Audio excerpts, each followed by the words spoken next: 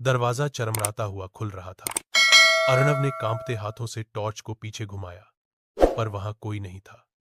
फिर भी उसकी पीठ पर किसी की सांसें साफ महसूस हो रही थीं। निष्ठा, उसने फुसफुसाते हुए पूछा। एक ठंडी हवा का झोंका उसके कान के पास से गुजरा और एक धीमी आवाज आई, तुमने मुझे वहीं छोड़ दिया था। अर्णव ने आंखें बंद कीं, यादें लौट आईं। 3 साल पहले वह और निष्ठा इसी हवेली में आए थे, किसी रहस्य की तलाश में। लेकिन जब तहखाने का दरवाजा खुला, निष्ठा अंदर चली गई और फिर कभी बाहर नहीं आई। अब वही तहखाना, उसी हवेली में, उसी रहस्यमयी डायरी के साथ। मैं वापस आया हूं तुम्हें लाने, अर्णव ने धीमे से कहा। तभी हवेली के सभी दरवाजे एक साथ बंद हो गए।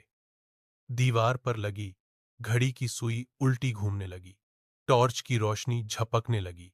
डायरी के पन्ने फिर अपने आप पलटे और एक नया वाक्य उभरा।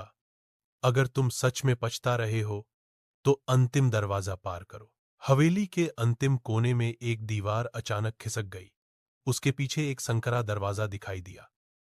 वह दरवाजा पहले कभी नहीं था। अर्णव कांपते कदमों से उस ओर बढ़ा। जैसे ही उसने दरवाजा खोला, एक भयानक चीख गूंजी और अंधेरा छा गया। उसने आंखें खोलीं तो वह एक पूरी तरह नए कमरे में था।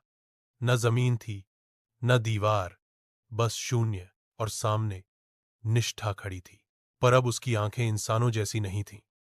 वो लाल थीं, चमकती हुई, और उसकी आवाज में अब कोई भाव नहीं था। अब तुम कभी वापस नहीं जा पाओगे। समाप्त, या शायद शुरुआत।